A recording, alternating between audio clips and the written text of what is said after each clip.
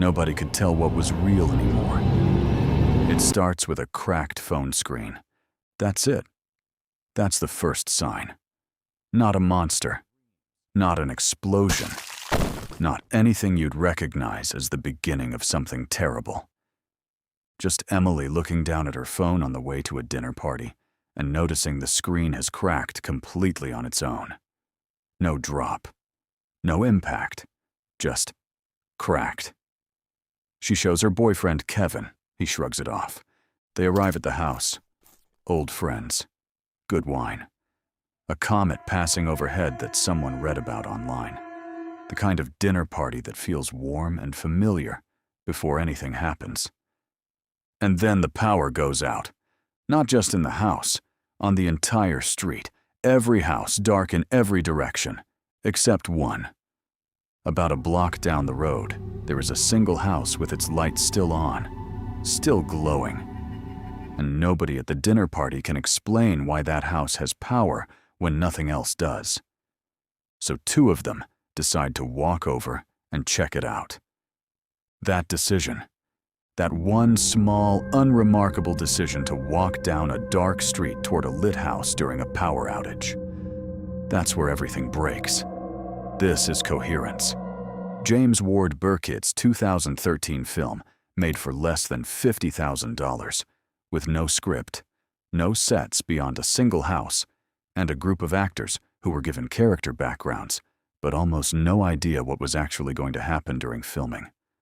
What came out of that process is one of the most quietly devastating science fiction films ever made.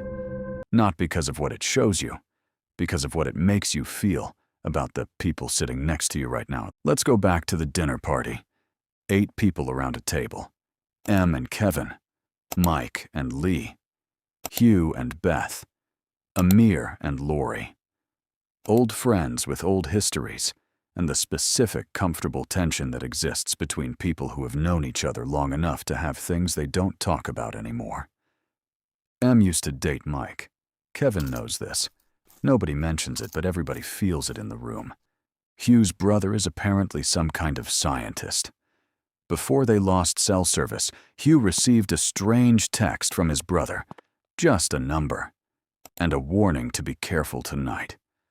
Hugh has been quiet about it since. The comet passing overhead is called Miller's Comet, and Hugh's brother apparently told him something about it before the phones went dead. Something about what happens when a comet with a certain composition passes close to Earth. Something about coherence. Something about what happens to the space between things when the normal rules briefly stop applying. The two who walk to the lit house come back with something strange. A box. Inside the box, photographs of all 8 people at the dinner party, taken from angles that suggest whoever took them was standing inside this house looking at these specific people. Except nobody else knows about this dinner party, and the photographs are slightly wrong. Not obviously wrong, just wrong enough that if you're paying attention, you notice. A slightly different shirt, a slightly different expression. Details that don't match what everyone is currently wearing and doing. Here's what Hugh's brother's notes eventually reveal, and here is where the film earns its premise completely. When a comet of this specific composition passes within a certain proximity to Earth, it creates what quantum physicists refer to as a decoherence event. The boundaries between parallel realities, which under normal circumstances are fixed and impermeable, become temporarily unstable. Permeable. Bleed-through becomes possible. The lit house down the street isn't a neighbor's house. It's their house. A version of it. From a parallel timeline running alongside theirs. A version where the same 8 people are sitting around the same table having the same dinner party. Except the details are slightly different, because the choices that led them there were slightly different. And every time someone crosses the dark zone between the 2 houses, they risk entering the wrong reality and never finding their way back to their own. The darkness between the 2 lit houses is the membrane, and it is not stable. This is the point where Coherence stops being a science fiction film and starts being something more uncomfortable. Because the film isn't really interested in the physics, it states the premise and moves on. What it's actually interested in is what happens to 8 people who have been friends for years, when they suddenly cannot trust which version of each other they're talking to. Mike starts behaving strangely. Or has he always been like this? And Em is only now noticing because she's looking for it. Hugh becomes controlling in a way that feels new. Or maybe it was always there underneath the surface of the friendship, and the current situation is just removing the social filters that kept it polite. Amir finds a set of glow sticks in the garage, and the group uses them to mark which reality they're currently in, each person breaking a stick of a specific color so they can theoretically identify who belongs where. It works until it doesn't, because the other versions of them thought of the same idea.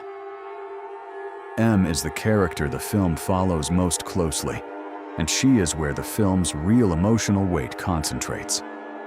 She's at a crossroads in her life in ways she hasn't fully admitted to herself.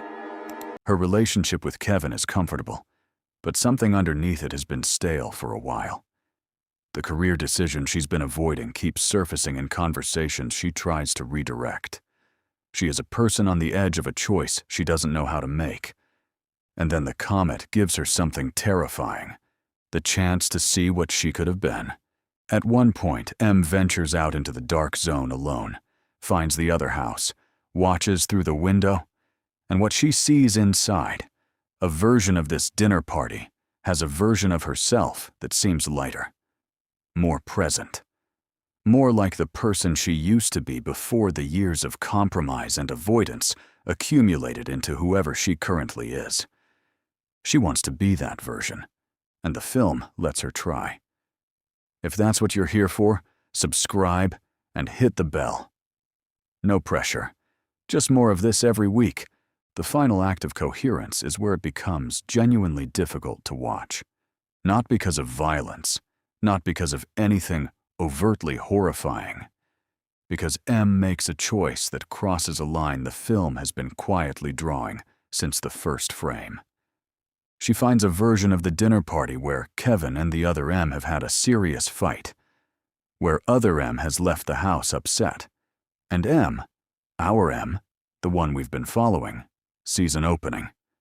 She drugs the remaining guests with a sedative she finds in the house, waits for them to fall asleep, carries the version of Kevin who doesn't know her, who thinks she's his girlfriend because she looks exactly like her, into a bedroom, and decides to stay, to claim this version of the life as her own, to step into the parallel version of herself and simply never step back out. It is one of the most quietly horrifying decisions a protagonist makes in recent science fiction. Not because it's violent, because it's understandable, because on some level, if you're honest with yourself, you understand exactly why she does it. The logic of it is human, even as the action of it is monstrous. She is so tired of her own life that she is willing to erase another version of herself to escape it. The final frames of the film show Em in bed next to this version of Kevin she has claimed. Then his eyes open, and the way he looks at her, not with recognition but with something slightly off, something not quite right, a fraction of a degree of wrongness, suggests that nothing resolved the way Em intended. Because the logic of what she did assumes that the reality she chose is stable, that the membrane closed behind her, that she successfully swapped one life for another. The film offers no confirmation of this. What it offers instead is that look.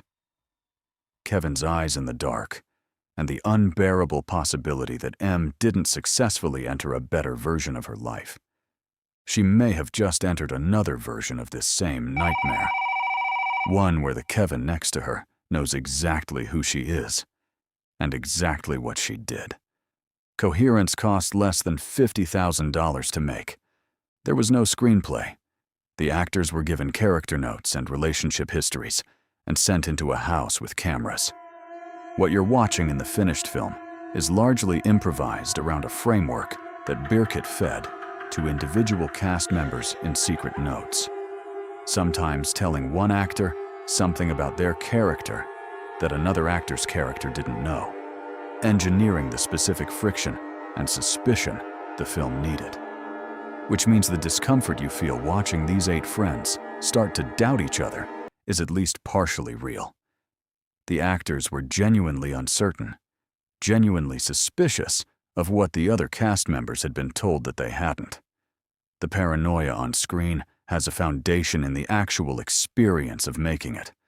That's what makes the film feel different from other parallel reality stories.